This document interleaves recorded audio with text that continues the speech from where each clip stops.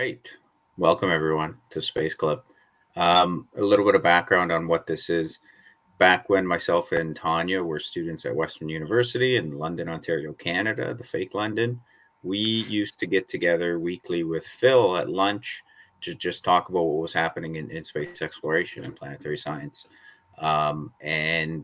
Slowly but surely, as happens in grad school, people move away, or in Phil's case, retire to the beautiful Vancouver Island, and we kind of lost the opportunity to just meet. But because for a number of reasons, because I still teach and because Phil's still following the missions the same as he ever did when he was teaching, we wanted to keep doing this, and we can share it with people now through the magic of YouTube. I use it for my students, and Tanya's happy to engage as well. So that's what this is all about. Tanya, did you have anything you want to add to that before we introduce ourselves? Yeah, I'm just really excited for this. Phil's presentations when we were at Western would always fill the room, and especially these beginning of the school year kind of kickoff of what we're looking forward to in the next year in space exploration. Even the folks that weren't part of the planetary science group would show up. And so I hope that the rest of you find these presentations as exciting as we did when we were at Western. Yeah, that's the other thing. Like Phil used to not. It wasn't just the lunchtime in the grad club. It was also this presentation specifically, the coming year in space exploration, which is now a virtual event. But yeah, it used to be a standing room sellout because it was just the quickest, best deep dive you could get. And in grad school and in academia, people are pretty busy with their own, whether they're on missions or they're just studying old data. They're not necessarily always keeping up with what's out there, and every year there was more and more stuff, so it takes someone like Phil to remind us all the other stuff that's going on. So with that, I'll introduce myself. My name is Danny Bednar. I'm an instructor in the Department of Geography and the Environment at Western University. I kind of took over a space exploration course from Phil as he retired, although there was a fun transition period where we were both doing it and I was helping him do it. And that was some of the best time I had in grad school. So yeah, I still teach that course. I work in the space sector as well. And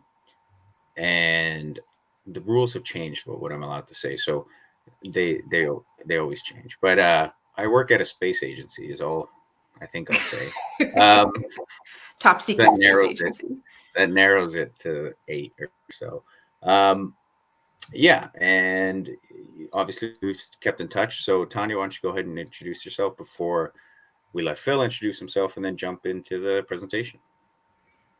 Sure. I'm Tanya Harrison. I'm currently the co-founder and director of the Earth and Planetary Institute of Canada, which is Canada's first independent research institution focused on transdisciplinary work for Earth, Moon, and Mars research. And I did my PhD at Western at the same time as Danny, working under Dr. Gordon Nizinski, studying Martian geomorphology. And so you may have seen me on the internet in various places as Tanya of Mars, talking about all things Martian. I guess, Phil, do you want to introduce yourself to the crowd? Okay, yeah, so I used to be a professor at Western, and now I'm a retired professor. But I seem to be just as busy as I always was. I don't know how that happened. Yeah, I'm busy doing things with the planets all the time, trying to wrap up work on a book about Mars and collecting stuff for more things to do with the moon. So yeah, very busy. Well, there's just so much stuff happening that it's kind of exciting to be able to follow it and report on it the way that we're going to do here. So let's see if I can actually make this screen sharing work. Yes. So yes, what's up in the solar system this year? What I want to do is look at a few things that are happening right about now, but mainly look at what is coming up over the next 12 months or so.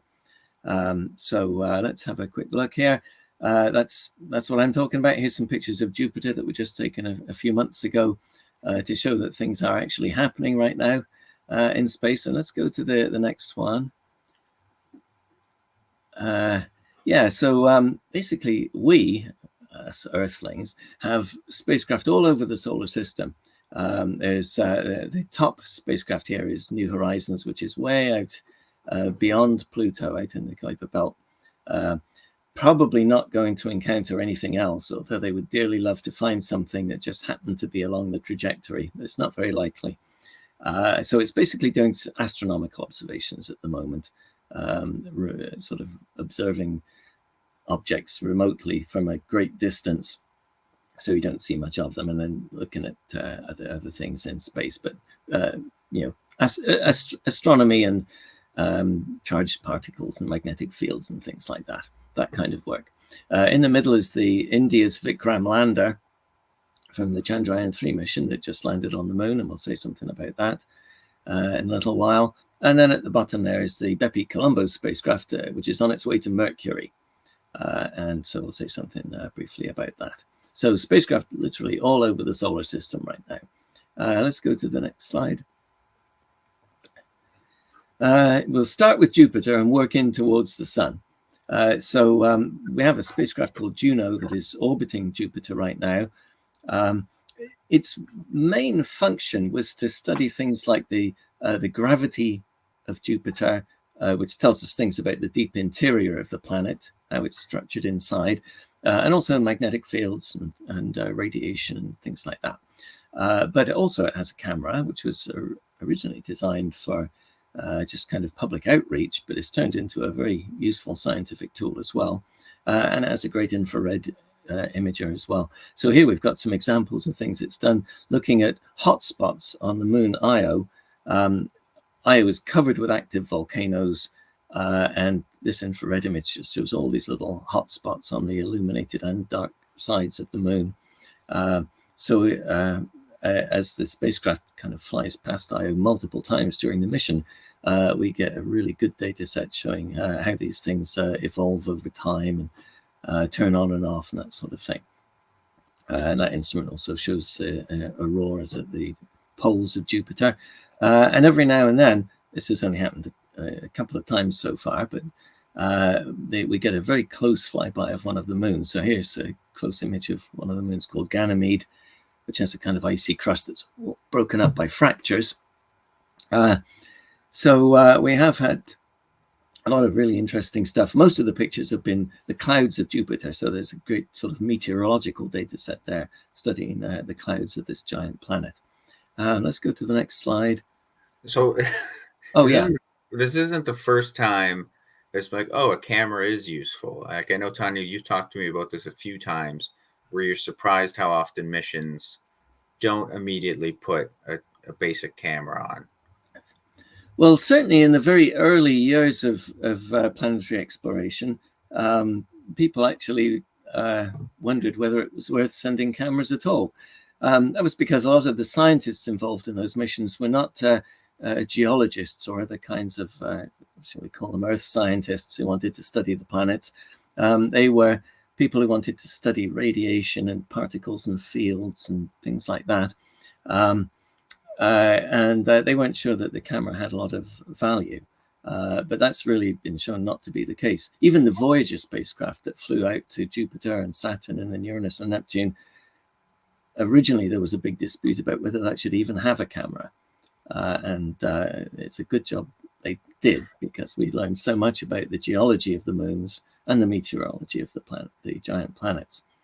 And without that, even Juno is one of those missions, right? There was no camera slated to be on board at the beginning, and right. Mike Malin from the MS Cubed on the screen here, like, he had to advocate, like, hey, we've basically got a flight spare from a Mars mission that we could modify for this if you want it.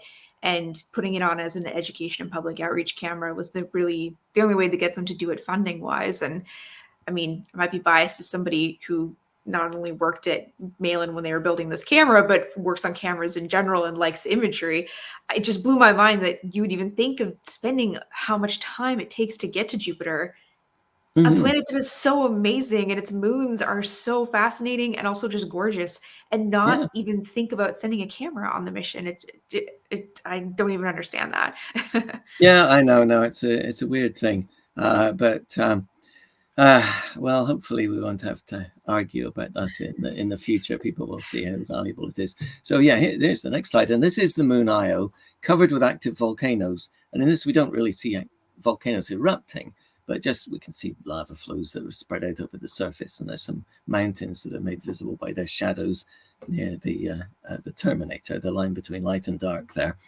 But twice in the next few months, at the end of December and in February, Juno will fly within about 1,500 kilometers of the surface of Io and take very detailed images of large chunks of the surface. So that is going to be a very dramatic pair of encounters. We'll get some great pictures there. This is the best picture so far from Juno. Oh, from Juno. So yeah, this okay. So 20 times closer than this. Yeah, and closer than Galileo got. No, it's not close. Not closer than Galileo got, but it will be covering some areas that weren't well seen by Galileo. One of the important things about previous missions to Jupiter is that although we got fantastic pictures from them, they only covered limited areas. So, for instance, in this view that we're seeing here, you might have some little spots here and there, little sort of postage stamp, little chunks of it that have been seen in just fantastic resolution, much, much better than this, or that Juno's going to get in a few months, but just little spots here and there. And then you have other areas that weren't seen in detail. So there are still gaps in our maps, or still areas that are only seen at low resolution in our maps. And these new images will help to fill in some of those gaps, but also they'll be great for seeing if there are any surface changes. We do see changes between images like this and previous images. You can see where a volcanic eruption has produced a dark spot on the surface, or some other change like that. And these really detailed images will let us do that at much finer detail. So we'll look for changes. That's an important point. Yeah. Okay, let's move on there. And of course, you don't necessarily have to be orbiting Jupiter to do really interesting science. The James Webb Space Telescope is also making discoveries here. And just recently, only a few days ago, they announced that they detected carbon dioxide on the surface, not spread uniformly over the surface, but concentrated in a particular spot, which corresponds to this bit of the map up above. Now, quite a lot of that area covered by that map has this unusual surface characteristic. It's called chaos terrain, and the surface looks like it's been completely broken up with chunks of the icy crust floating around like icebergs. That's what it looks like, and maybe that's what happened. But it's thought that these are places where the icy crust had been kind of melted through, and then chunks of ice from around the edges would break up and drift into it to make these icebergy-like structures. But it freezes over again. But some of the ocean underneath the ice has been briefly exposed to the surface, to the space environment at the surface there. And since the carbon dioxide is concentrated in that area, the suggestion is that the carbon dioxide and the carbon in it has come from the ocean. So it's an indication that there are carbon compounds of some kind in the ocean itself. That might be just dissolved carbon dioxide gas, which is what's been detected, but it points out that there could be carbon that could be used for other things. And people, of course, are very interested in the idea that there might be life in that ocean, which would probably be using that carbon. So it's not pointing to life, but that remains a possibility, and it's sort of helped along by this detection of carbon dioxide in this area.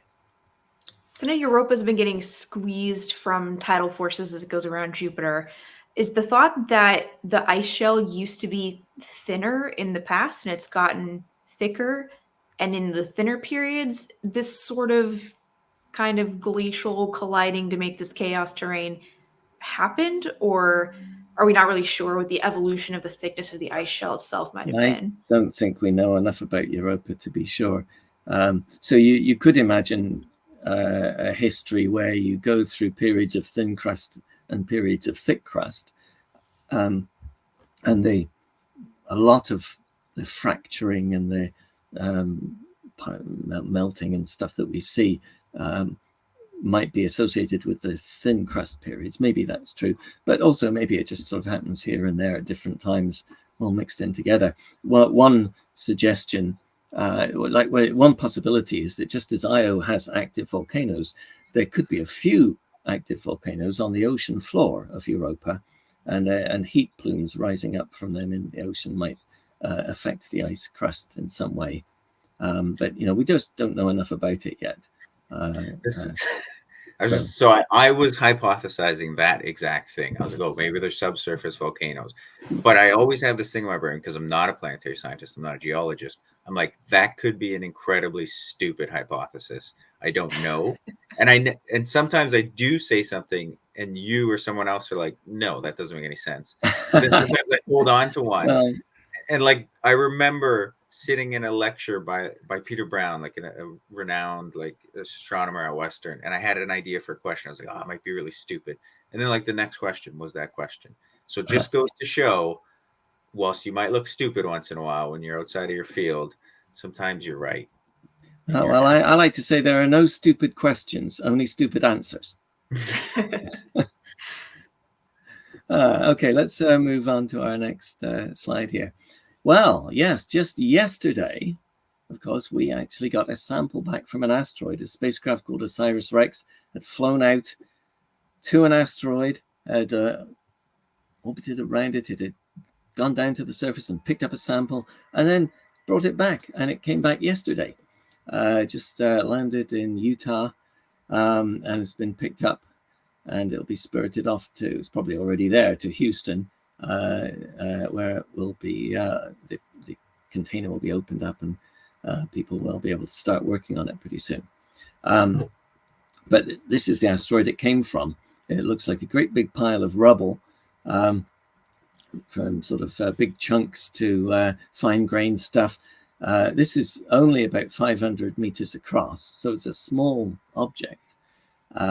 And so the biggest rocks that you can see are only maybe, say, 20, 30, 40 meters across, even the very biggest ones. And most of them are smaller than that. But that's a world, and you could stand on it, presumably. You have to be careful not to jump off. But you could pick up rocks, and that's what this spacecraft did. So we have these on Earth right now. A significant part of the sort of new asteroid science that's going on around the world. These weren't the first samples to be brought back from an asteroid. Japan has done it twice with two little asteroids similar to this in general appearance. But this is I think a bigger sample than has been collected by the Japanese. Anyway, everybody's got something great to say about this and to do with it, and the two countries will be exchanging samples, and we'll get to learn a lot more about these things, which are, apparently sort of remnants of the very early solar system. So this will be a really interesting thing to observe as they start to do the various analyses of this stuff over the coming year or so. Okay, let's. And the coverage was great. It's just a wee little guy. The capsule return. I don't know if you're watching live. They were tracking it when it was coming in hot, and then I don't know if it was someone in a jet fighter or whatever. And then it deployed its parachute, and the person like temporarily lost it because it like rapidly decelerated. And it was coming down, and I was like in my head thinking like a polo-sized capsule, like big thing. And I was like, wait a minute, OSIRIS-REx is not that big. And then when it landed and you had like comparables, it's just, I mean, it's not very big at all. But obviously it doesn't need to be. And it looked like it landed safely. And I mean, the when we were watching it, we were like, how hard can it land with the samples still being fine? Right. And they said the maximum acceleration was like 32 Gs at some point, right? I'm Yeah, not sure. I didn't. I had the audio off. I was listening to music, Okay. but there were Oh, okay. numbers on the side. I wasn't really reading them. Yeah, I do. I do remember. Oh, no, this is going back 20 years or so. I think I can't remember the exact date, but it was a spacecraft called Genesis, which sat out in solar orbit for a while, collecting particles of the solar wind in aerogel traps, and then it came back, and its parachute didn't open, so it just went thwack down onto the ground, and kind of got broken up and everything, but they still managed to get some useful science out of the remnants of it. But that's what they wanted to avoid this time, and they did manage to avoid it. So that's good. Yeah. Okay, that's not the only asteroidy thing that will be happening in the next little while, though. On the 1st of November, this spacecraft, Lucy, which is on its way to the Trojan asteroids, which share Jupiter's orbit around the sun. It's going there. But on the 1st of November, it will fly past a little asteroid, which will probably look like the one that we've just seen. Probably look like that. It's just a little bit bigger, about 800 meters across. But it will fly past it, and we'll get some quite nice pictures of it, and get some information about its composition and so on. And this is a little thing. It's called Dinky Nesh, and I think that's because it's a dinky little asteroid. Although I could be wrong. But anyway, that will be an asteroid flyby, observations of a new world never seen before in detail like that. So there's something to look forward to on the 1st of November. But this spacecraft will then go on. It loops through the asteroid belt a second time, where it'll fly past another asteroid, and then it goes through the clouds of Trojan asteroids, and will examine several of those close up. So, but those are several years away in the future. I meant to look up, and I didn't. How densely populated are the Trojan asteroids? Like, are they relatively close to one another? Is it more of an asteroid belt? Like, They're spread out over huge areas. yeah, They're like, you have to really plan the trajectory very, very carefully to get an asteroid flyby. They're far apart, so it's not like a dense cloud where you can just hop from one asteroid to another very easily.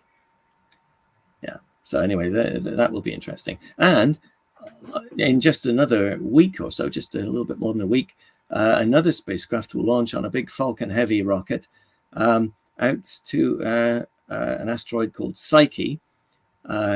And the spacecraft is called Psyche as well. And it's believed to be a metal-rich asteroid, largely consisting of iron and nickel. And we don't really know exactly what else will be mixed in with that.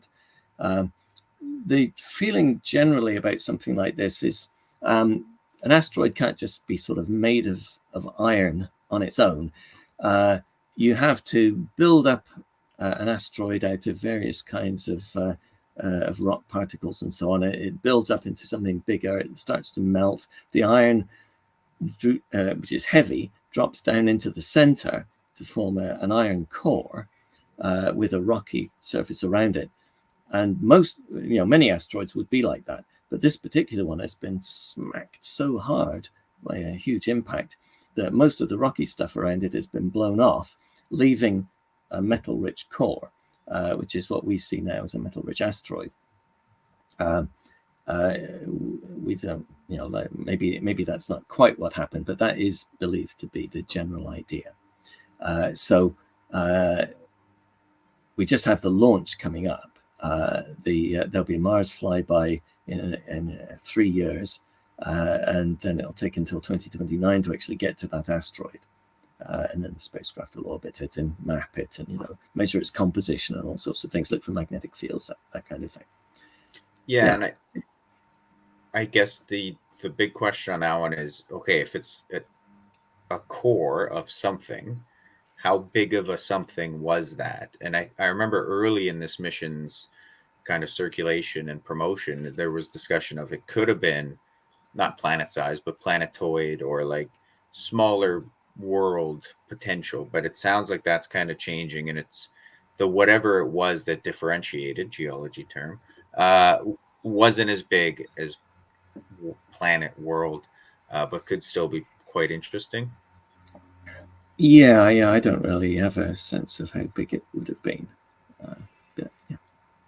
I remember Lindy Elkins Tanton, the PI of this mission, saying in a presentation once that I have no idea how they did this, but they did some kind of modeling that would basically predict, how many Psyche-like objects would you expect to find in the solar system? These cores without the rest of the planet or the planetoid, to use Danny's terminology, would exist. And they said that their models only showed that there might be a couple in the entire solar system, and humanity happened to find Psyche. So I hope it looks nearly as cool as the artist renderings that we've seen, where they have these gigantic spikes of impact ejecta from the metal just quenching as it's shooting out from these impact events. I have a feeling it probably won't look like that because Yeah. it's very dramatic, but it would be really cool to see just metal spikes off an It asteroid. would, yeah. It would be very interesting to see what it looks like.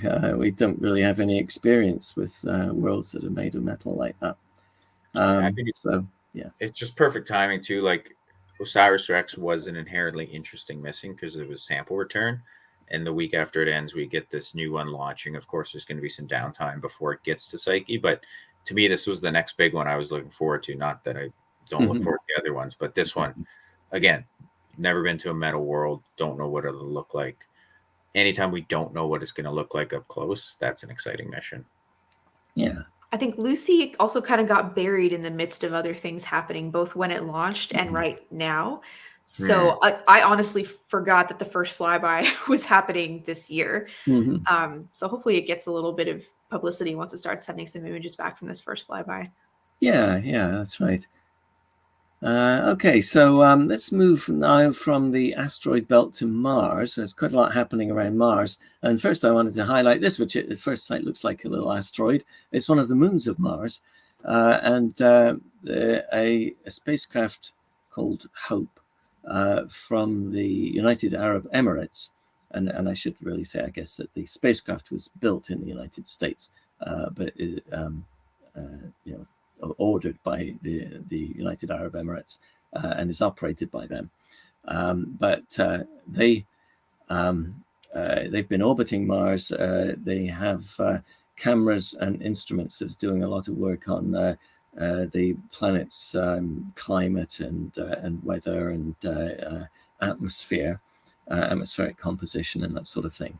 So it's mainly directed at that. But just recently, they have been making close flybys of this little moon, Deimos.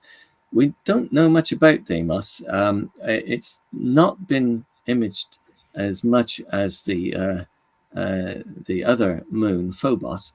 And these are really the best pictures that we've had since the Viking missions in the 1970s. Yeah, let's go to the next slide because that's also a really beautiful picture. Wow. This image blows me away because it's not a computer rendering. It's an actual image from the Hope spacecraft showing Deimos with Mars behind it, and you can see those clouds over Mars there. Beautiful, beautiful picture. The puzzle about these moons has always been whether they were somehow little asteroids that got captured by Mars, although it's very, very difficult to make that happen, or whether they were somehow, let's say, blasted out of Mars by a giant impact, which would throw a lot of stuff into space around Mars, and then some of it manages to survive as one or two little moons. That's also incredibly difficult to do. Actually making this work dynamically for either explanation is very hard.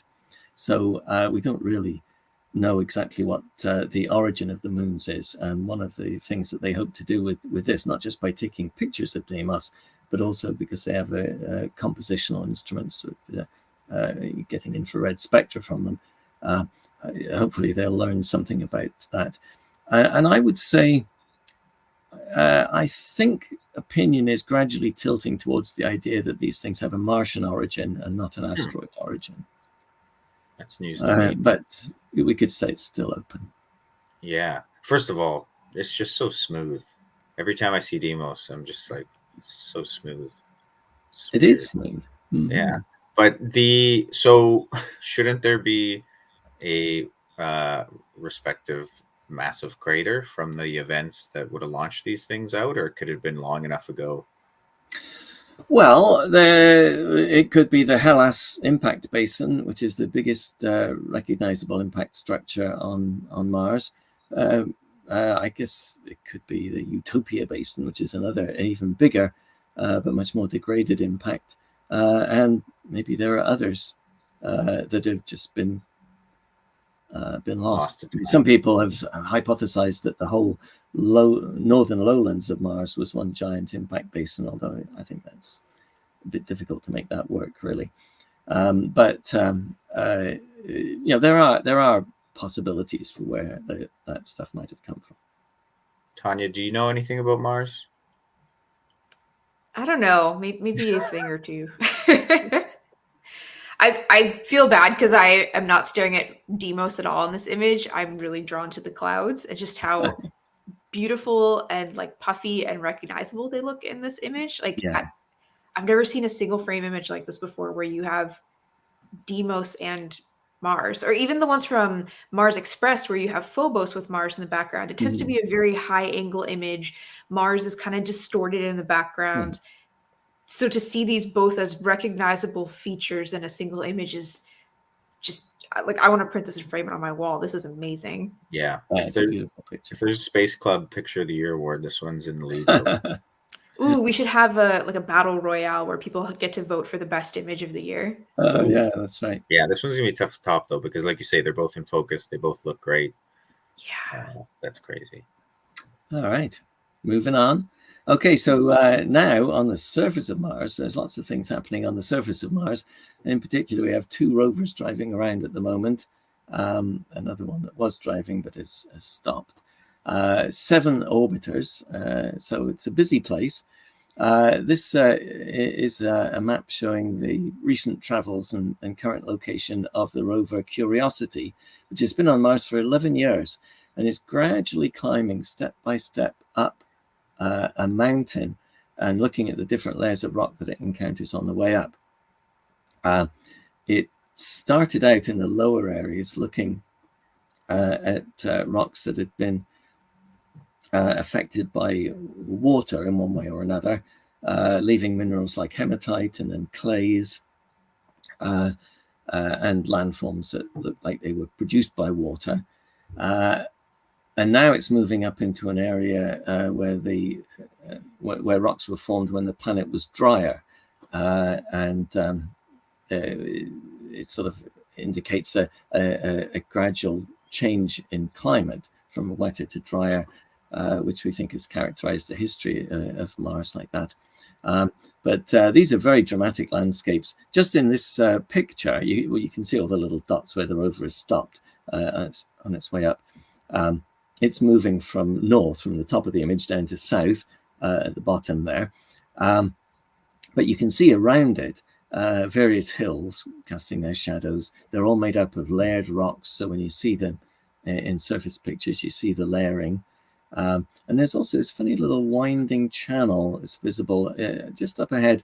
It'll probably take a couple of months to get up close to it, but they will be looking at that to see exactly what's been going on there. That could be a very interesting thing. Maybe there was a channel with water or mud or something like that flowing down the slope of the mountain. But well, we will be seeing that in future. Yeah, I mean, oh, sorry. Yeah. No, you don't need to be a fluvial geomorphologist to kind of look at that and make a guess at like what made that. But yeah, I mean, it's usually a little bit more complex than that. Yeah, but that would be the first time that an actual channel like that has really been observed. I think.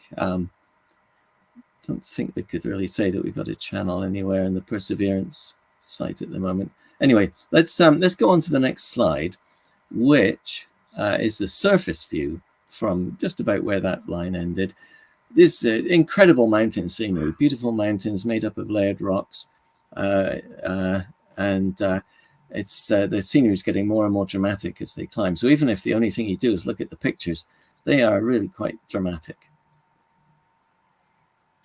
I was just going to say, it's also just weird to think of Curiosity as the old rover now. Yeah, Right? I know. That's It's always the mind-blowing. young one to the two old ones. Well, Yeah, no, I watched it the day it landed. It was quite incredible. it's Yeah, all grown up. yeah, that's right.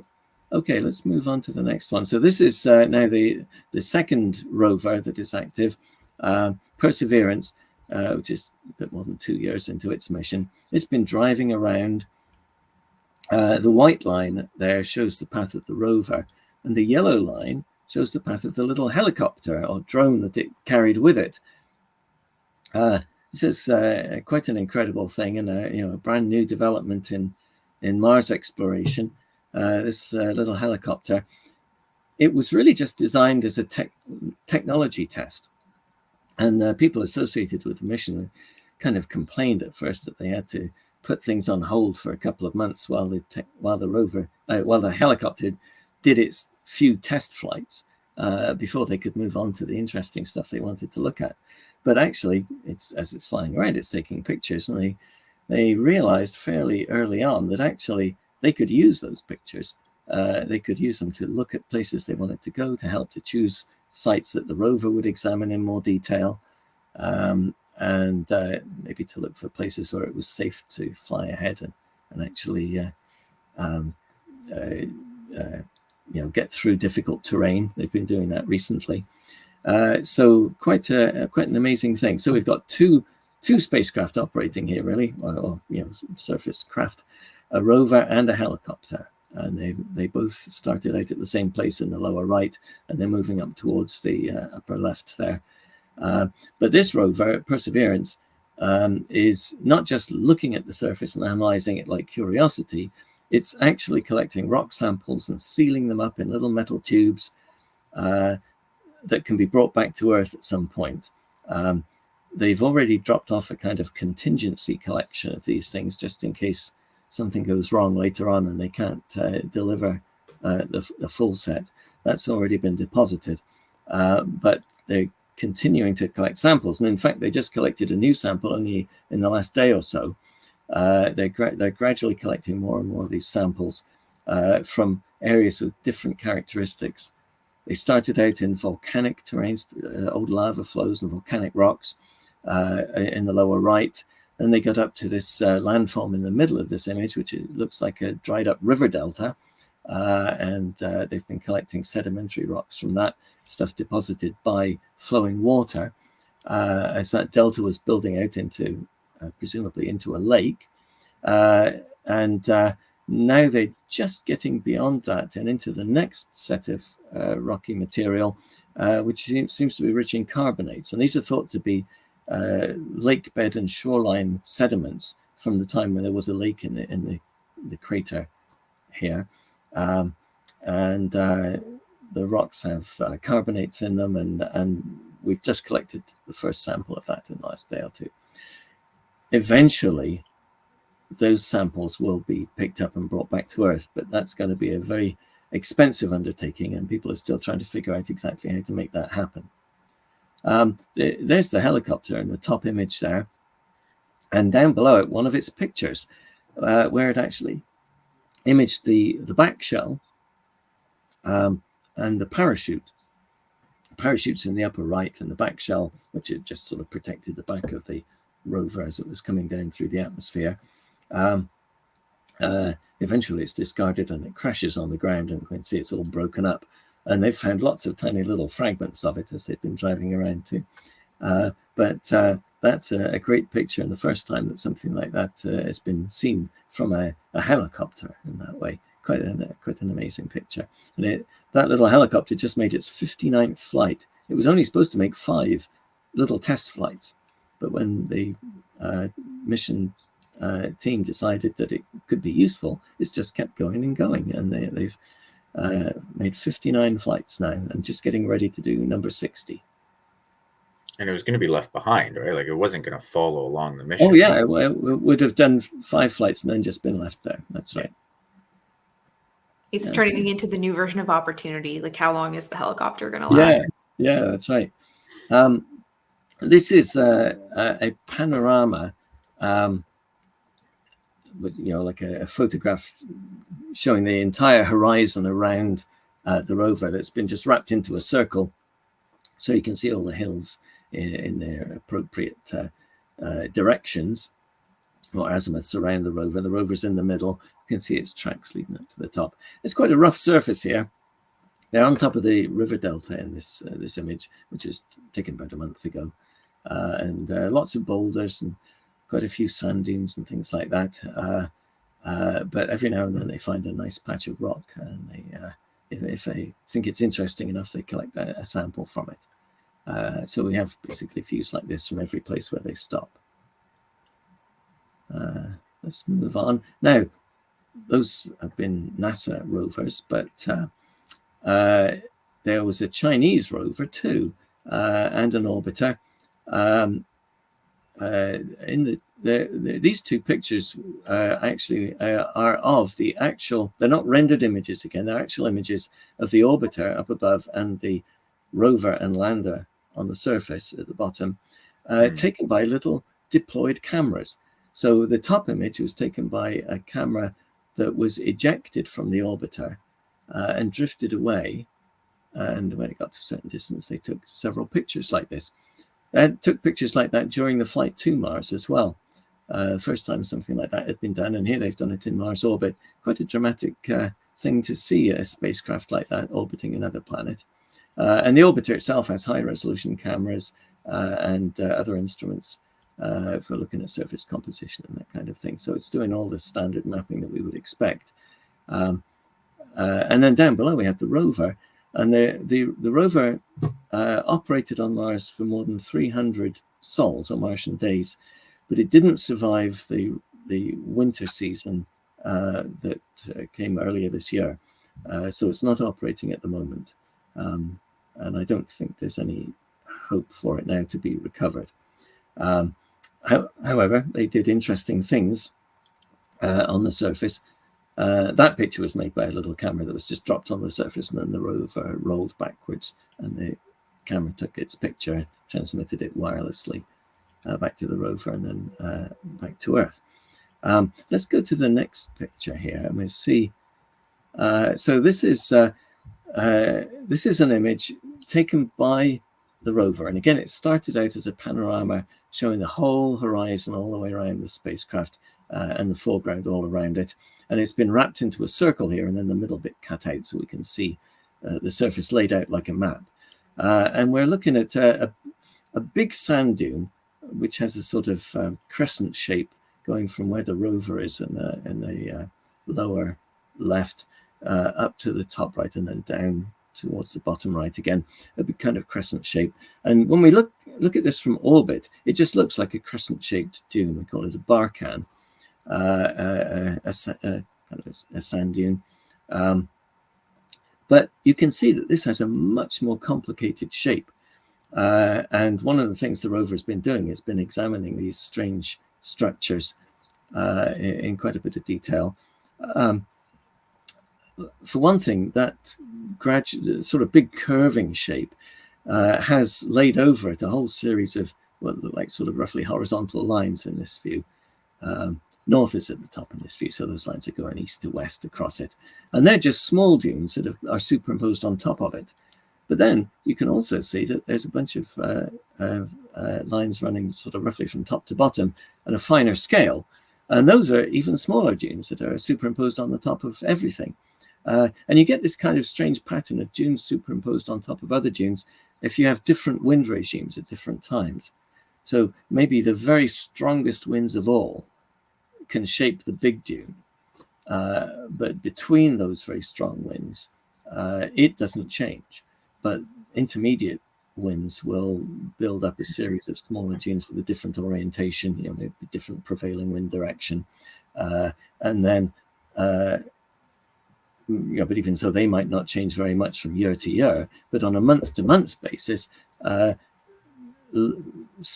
weaker winds blowing in a different direction, again, a different prevailing direction, will build up a smaller set of dunes. So you have a very complicated pattern of these aeolian bed forms or dunes that are produced by changing winds, changing climates, changing weather systems. So a complicated thing. And the rovers observed quite a few of these, as well as looking at things like rocks along the way, getting their composition. All right, now we ought to step to the moon, because there's quite a lot happening at the moon. So this is a picture of the Indian lander Vikram, which landed only about a month ago. It landed safely, the first thing to land safely for several years. But in the meantime, just in the last 12 months, there were 3 failed attempts to land on the moon. One of them didn't get a lot of attention. It was a little Japanese spacecraft called Omotenashi, which was a CubeSat launched with NASA's Artemis 1 mission to the moon, and with a host of other little CubeSats, all of which didn't really do very well. And Omotenashi failed completely and didn't do anything at all.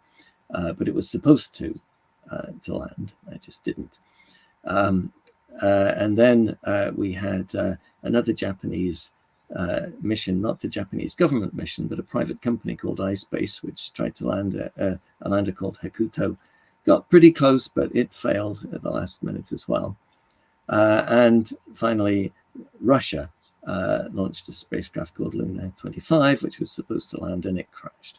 So there'd been 3 failed landings, and then India managed to pull off a successful landing here. There's its lander. It put out a little rover, which took this picture.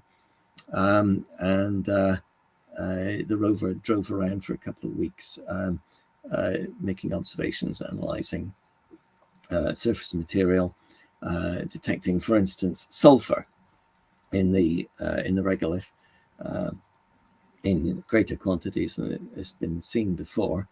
And there are all sorts of things they're trying to, well, they haven't reported the findings yet, but they're looking at the surface properties of the regolith here and the composition. And they had a seismometer too on the lander, which detected a possible seismic event, as well as the rumbles made by the rover driving around. Here's a little map showing the path of the rover. It's only traveled about 100, just over 100 meters.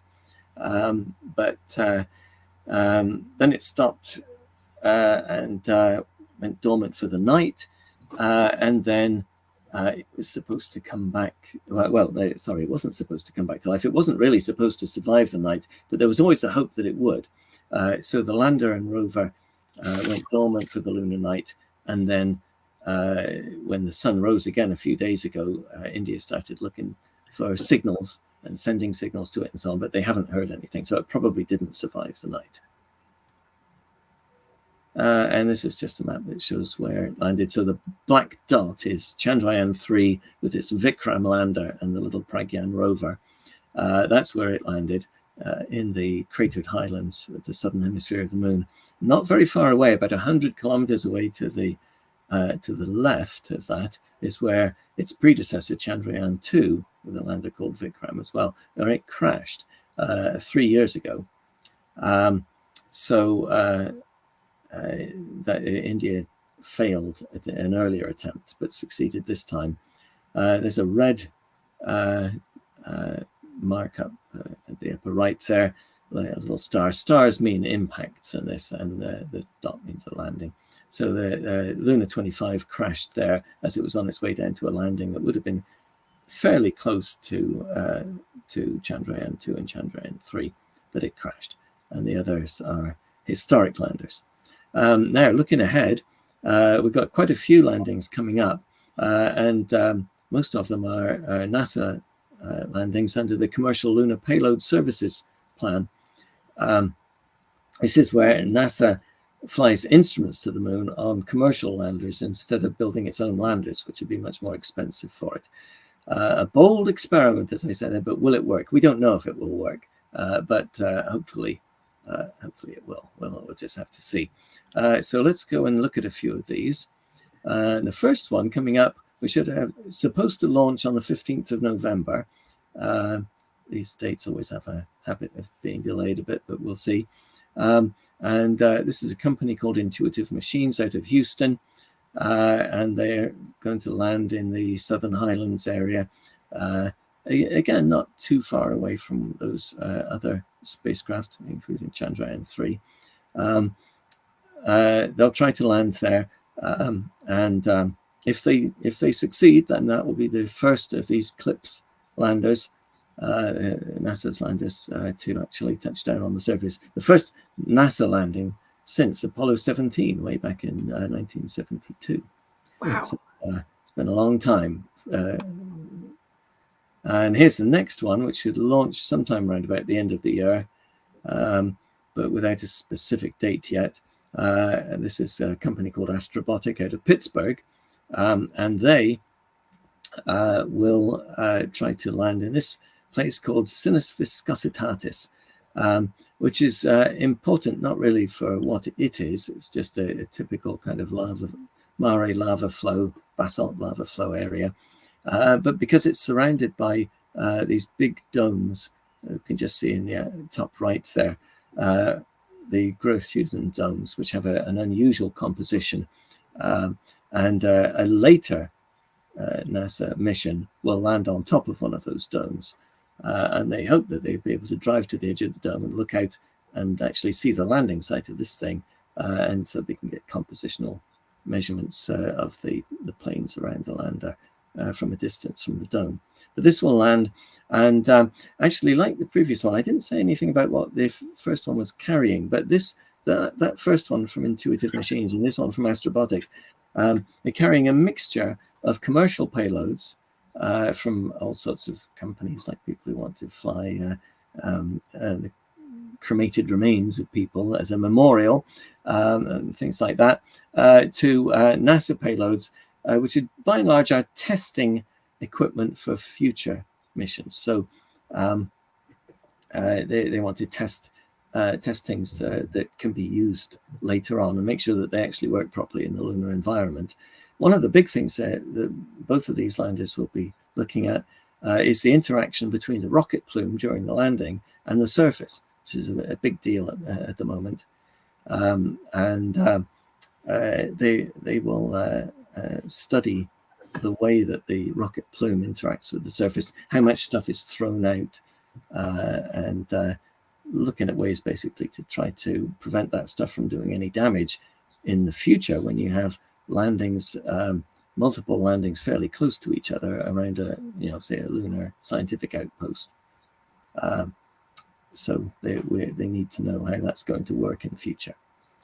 Do we know what's driving the landing site selection for these things, or is it just safety? Originally, for both of these landings, the company had set the landing site, and it was primarily chosen for safety, but also to some extent for what might be interesting in that area. But NASA stepped in more recently and said, no, actually, we'd like you to go to particular places. And so they've both done that. So the first one, Intuitive Machines, is going to a far south site, about 80 degrees south, closer to the pole than Chandrayaan-3, where they might be able to detect some volatiles, water, and perhaps other substances in the regolith. And also they're going to check out things like what it's like to communicate with Earth when Earth is very close to the horizon, and whether you get sort of interference with echoes of the surface and that sort of thing. Anyway, NASA chose that, and NASA chose this because it is relatively close to those domes, and they can study the area near the domes, and then later on they'll have a spacecraft on the domes, and they'll be able to look at differences between the two sites. Here's the next one. This is Intuitive Machines again. Their second mission, which will actually go to a real polar site very close to the South Pole on a place that we call the Connecting Ridge, or the Shackleton-de-Gerlache Ridge, only about 20, well, maybe 15 or 20 kilometers from the South Pole. They're going to land there. There they will have a chance to look for volatiles. They'll be testing equipment that will be used on a future mission called Viper, which is a little bit outside the time range I'm talking about today, so I don't cover it here. But they're testing equipment for that. And it's going to fly a little rover and a hopper. So the hopper is the interesting thing here. In a way, you could think of it as a bit like Ingenuity flying on Mars, except that this has to use little rockets to fly. It'll jump off the lander and onto the surface, and then use a little thrusters to lift itself up and fly a few hundred meters at a time, including hopefully one landing inside a permanent shadow, where they'll be able to make some observations and then jump out again. So they'll be looking for the possibility of volatiles like water and perhaps carbon dioxide and other things like that in permanent shadows. Am I remembering right from the Atlas of Martian Exploration? Was there not some sort of hopping device on one of the Phobos missions once upon a time? Well, yes, except that the Phobos missions never actually flew. And, no, yeah, but on paper. Yes, the Soviet Union flew a Phobos mission, and later on, Russia tried to fly another, and they had the possibility that it was something that could hop around a little bit, but it's never actually been done. No. Well, Phobos has proved difficult for everyone. Yeah. Okay, let's go on. Here's another thing coming up probably later in the year. We don't have a specific launch date for it yet, but a spacecraft called Blue Ghost 1, which is built by Firefly Aerospace. And it will land in Mare Crisium near a little volcanic cone called Mons Latrey. And this is mainly a geophysical mission, geophysical instruments looking at heat flow, and I think they have a seismometer as well, and they'll be making observations like that in this area. It's later in the year, but it might happen during this coming year. It might be delayed a little bit. Oh, and then Lunar Vertex, which is another one, and the last of these that we'll look at. This is the third mission by Intuitive Machines, and it is landing in a place that we call a swirl on Mars. You can see a kind of swirly bright shape in the top and middle left images there. A bright marking which people think is associated with magnetic fields, because these areas are also magnetic anomalies. Somehow that's creating this albedo pattern on the surface with bright and dark markings. Don't really understand it very well yet, but they will land, and they've got a couple of prospective landing sites that are shown at lower left there. Site 2 and Site A, they're called, with A preferred, and it will release a little rover which will drive around, always staying within a line of sight of the lander to communicate, but basically crossing from the bright area to the dark area and possibly out the other side, to measure the magnetic field as you go across this complicated structure, and to see what's really going on, hopefully trying to understand how it's caused, because we really don't understand exactly what's going on here. Okay, and here's another lander. This is from Japan. It's called SLIM, a smart lander for investigating moon. It'll probably get a Japanese name as well. The Japanese habit has been to give their spacecraft a Japanese name after launch, and this one just hasn't got it yet, but it was launched about 3 weeks ago. However, it's not going to land until February. It's taking a long way around, and this is designed first to test pinpoint landing. They want to land within less than 100 meters of the target point if they can. So they're aiming for that. A couple of possible sites in the lower part of that map there, the lower right. But they've chosen a little crater that is significant because its ejecta contains a mineral called olivine. The olivine would have been formed deep inside the moon and then brought to the surface by a huge impact that made an impact basin called Nectaris, and then dug up again and brought to the surface by an impact that formed a crater called Theophilus, and then finally, because all that stuff might be covered up by ejecta thrown out from other craters, they've gone to this very fresh little crater that has signs of olivine right around it, where it might have been dug up beneath the more recent sediments, ejecta. So they hope that they can get hold of that. That's what they're looking at there. And here's another future mission coming up in around about May. Chang'e 6, a Chinese sample return mission. They've already had one sample return mission in 2020, which returned the first samples to Earth since the 1970s. And they chose a young lava flow. And here they've chosen a place on the far side of the moon, a basin called Apollo, and they're going to land near the rim of Apollo. And the lower map here shows 3 different plains or flat areas. The 2 called F and L, flat plain and low plain, are lava flows. And the one marked B is probably ejected through loose debris thrown out from other craters nearby. And they haven't really decided exactly where they'll go yet, but my guess would be the lava flows in F or L. And the thing is that if they land there, not only did they get the lava, but they'll also be able to pick up little chips of rock that have been thrown out from those craters on the hilly areas between. And those will have material from this very interesting part of the moon, the South Polycan Basin, SPA Basin there. So we'll get fragments of the SPA Basin in the Apollo Basin rim and the far side lava flows. And all of those will be extremely interesting samples. And China is set to do that in about May. So it says landing area announced on China's space day. Did they declare a national holiday around space? They have a space holiday, yeah. Why doesn't the US or Canada have a space holiday? I don't know. Petition Trudeau to create Canadarm Day. Yeah, that's right. I don't know what ours would be. I mean, it feels pretty obvious. Your guys' would be July 20th, but that's also really close to July 4th. But well, yeah, that's true. July 20th, of course, is the anniversary of the Apollo 11 landing on the moon and the Viking 1 landing on Mars. Yeah, I knew that because I read your book. Yeah.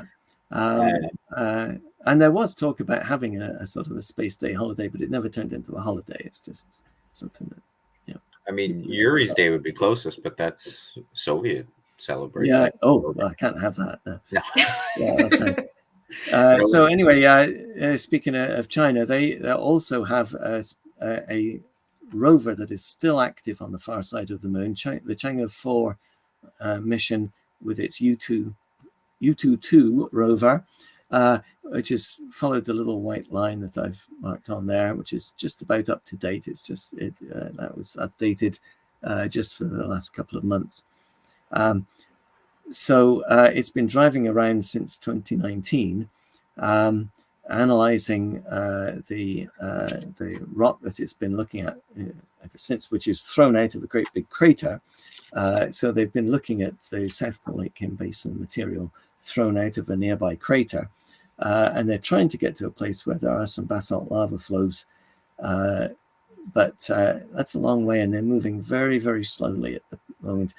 I'm not sure if they're moving very slowly because they've got a lot of interesting science targets to look at, or because it's becoming increasingly difficult to operate the aging rover. I'm not sure, because we haven't had much news out of China about it lately.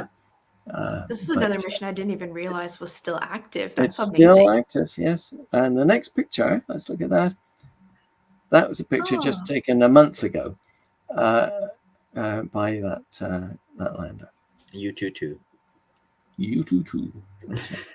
The surface looks so high def in the images from this rover compared to even like Hasselblad film pictures from Apollo. And I'm guessing it's from different characteristics of the landing sites, but there's just a different vibe, for lack of a better word, of these particular images.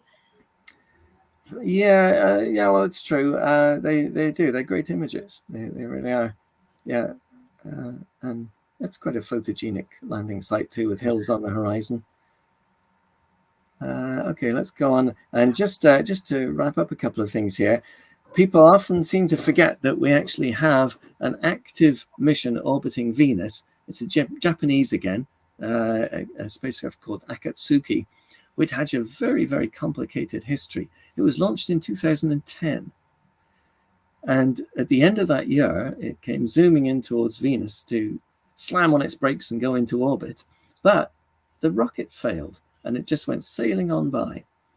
And the mission team, I don't think they were ever able to get that rocket working again, but they figured out a way that they could approach, after 5 years orbiting the sun, they came back towards Venus and they were able to slip into a distant orbit that doesn't require so much braking, so they could use smaller thrusters to do it. They got into orbit and they gradually manipulated the orbit to get it into something that was scientifically useful. And it's still operating. As far as I know, it's still operating. I don't see a lot of news about the spacecraft itself, but I did just notice in the last month a paper published with data from Akatsuki that was collected a year ago. So I'm assuming it's still operating now. And it's mostly doing atmospheric studies, so studying the clouds, the composition of the clouds, the physics of the clouds, that sort of thing. It does it have a radar, like cloud penetrating? No, it's purely an atmospheric mission. And finally, I did mention that the European spacecraft Bepi-Colombo is on its way to Mercury. It's not, strictly speaking, a purely European mission, because Japan, which as you will see from what we've been talking about, is doing a surprising amount of stuff in space. They also have a little spacecraft. It's a magnetic fields orbiter. It's attached to Bepi-Colombo right now. And when they get into orbit around Mercury, it will be deployed and it will go on and do its thing separately. The name Bepi-Colombo, which might seem a little weird, first it's actually commemorating an Italian scientist, Giuseppe Colombo. He was the person who, way back in the 1970s, probably around about 1970 itself, he realized that NASA's plan to send a spacecraft to Mercury, a spacecraft called Mariner 10, which was launched in 1973, he realized that it could actually not just fly past Mercury once, but after it flew by, it would be in an orbit that could bring it back to Mercury a couple of times if you just made slight tweaks to its orbit. So he became famous for proposing that, and NASA realized it was right. And they did, and they flew past Mercury 3 times.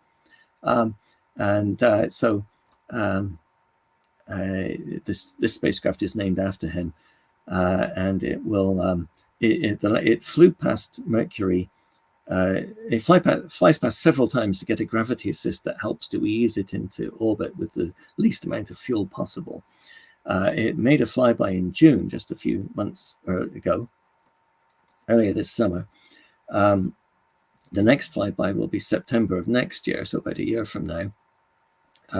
And then at the end of 25, it finally goes into orbit.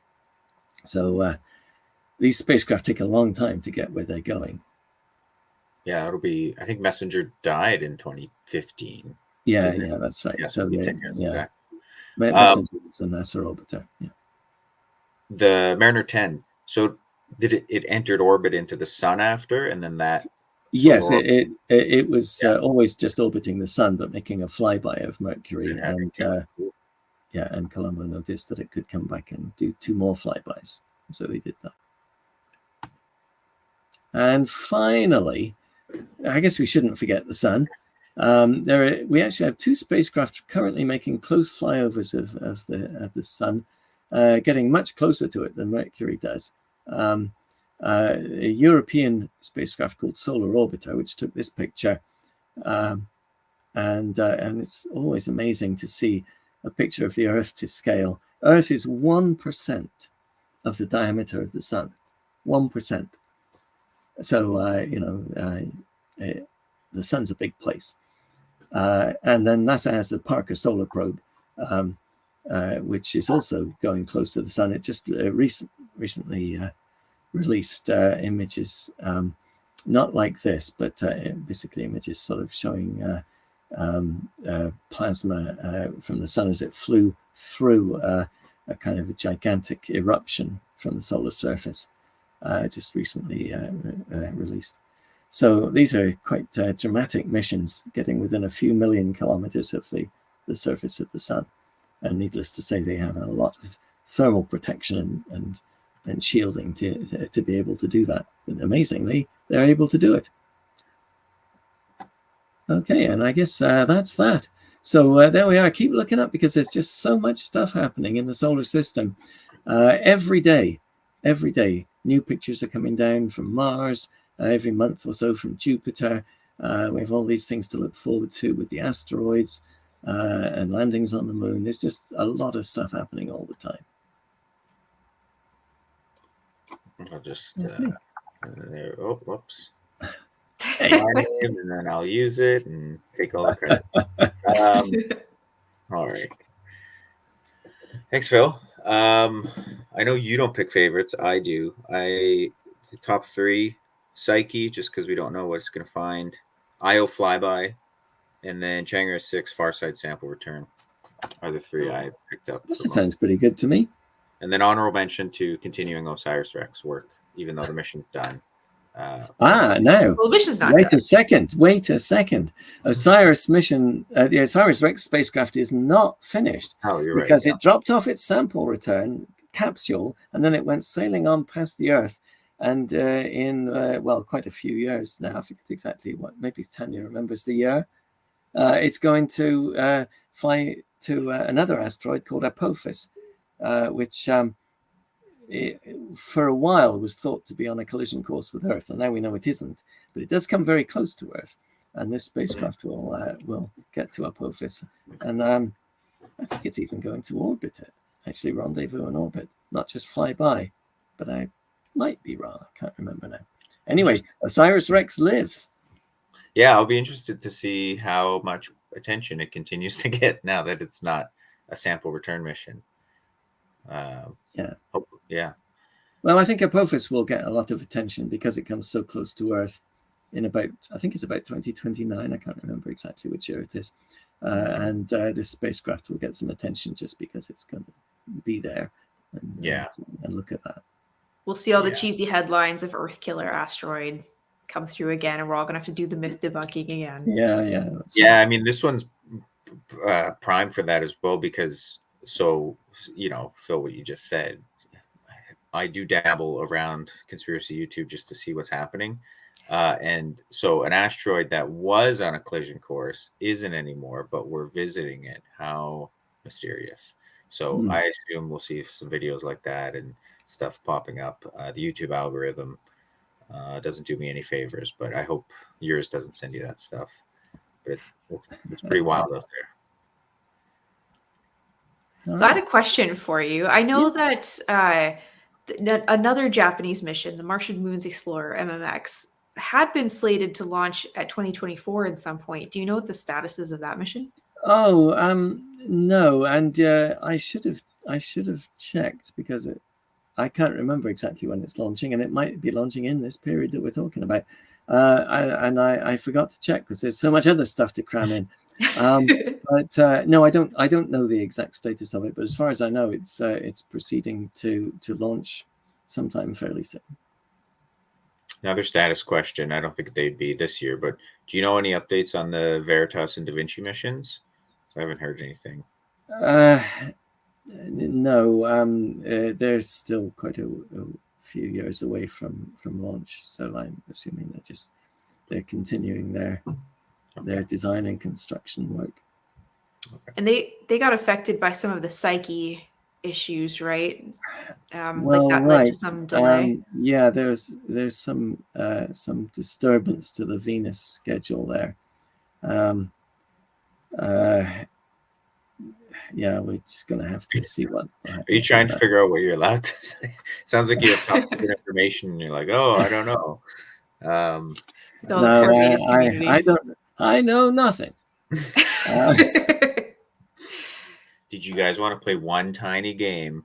I'm pretty sure Phil's going to crush you, but it's a short one. Oh, all right. We could do it. Okay, so it's very simple. It's essentially 20 questions. We'll go back and forth. You can only ask yes/no questions, and we're looking for a space mission whose launch was on this day a certain number of years ago. So I'll give Tanya first try because Phil has an advantage. Yes or no only. And if Okay. you don't, if the two of you don't get it by 20, I win. Okay. Was this a wait, you said 20 years ago today? No, Or no, you no. just I said didn't it say how launched? many years. I just said it Oh, launched okay. on this day a certain number of years ago. Oh man. Well, I don't think it No. was a Mars mission. So was it a lunar mission? No. Was it a NASA mission? Yes. Oh, that's a good question.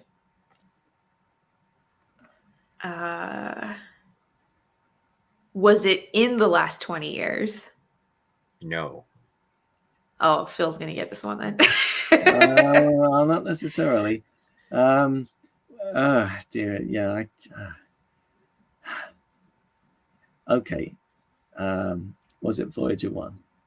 No.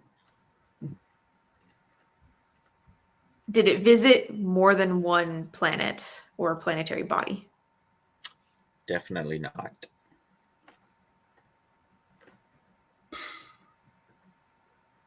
There's some key mission facts. So Okay. Just a second. Did it go to the outer solar system? nope. Like beyond the asteroid belt? No. Okay. Nope.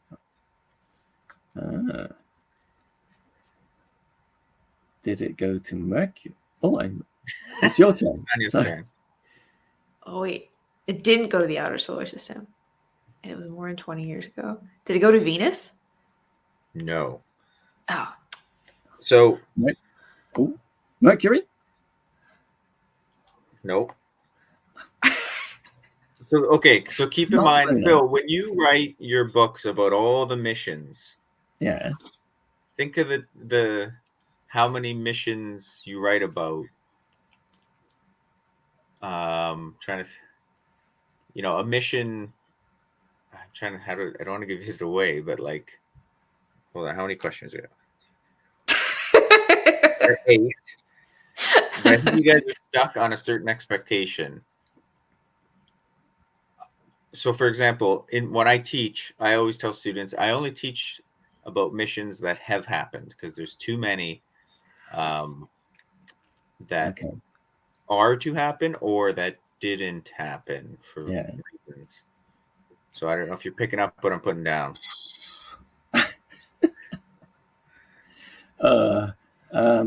Is it my turn? Yeah. Oh, okay. Well, it seems to me that we've determined that it didn't go to the outer solar system or Venus or Mercury or the moon. So I suspect it's a Mars mission.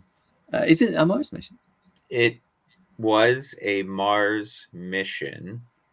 Yes. Was it Phobos Grunt? No, but you're sniffing around the right concept. Okay. Well, was it Phobos 2? No. Oh wait, was it Mars Observer? Yes. Ah! You guys are stuck on I was trying missions that happened or were successful. But I was trying to say, Phil, in your book, you write about so many missions that never even happened, and certainly a lot of missions that failed. Yeah. All right. So, I called it a mission, and then I realized without knowledge, yeah, a reasonable person would assume a mission that happened, but you got there. Oh man, I biased there at the beginning because when you said Phil was going to win, or Phil's this way on my screen, I was like, oh, that means it's probably not a Mars mission because then you would assume that I would know what it was. But No, I have. Oh, go ahead. It's 1992 and it didn't happen, so I figured you didn't pay a ton of attention to it. I mean, it happened. We collected data up until 3 days before Mars orbit insertion. Got a little Yeah, there tiny was red even a dot picture of picture. Mars from a distance, right? Yeah. Yeah. Oh, I you have guys are a really. gigantic wall calendar where I have like post-it notes on top of the days where it's a significant Mars, like launch anniversary, land anniversary, Mhm. loss of contact kind of thing. And I remembered that Mars Observer was somewhere on this month because I was going to make a video of like either Mars Observer or I think last Friday was the anniversary of the loss of contact of Mars Climate Orbiter, or this Friday. Mm. So I was like, oh, I got to make a video about like, what happened beyond just the, unit conversion issue that everybody knows about. Right. Okay. Yep. End of mission for Mars Observer, August 21st, 93. So almost made it a year. Almost made it to Mars, as you guys mentioned. So close, literally so close. All right. All right. Good. Well, I think we've got lots of material.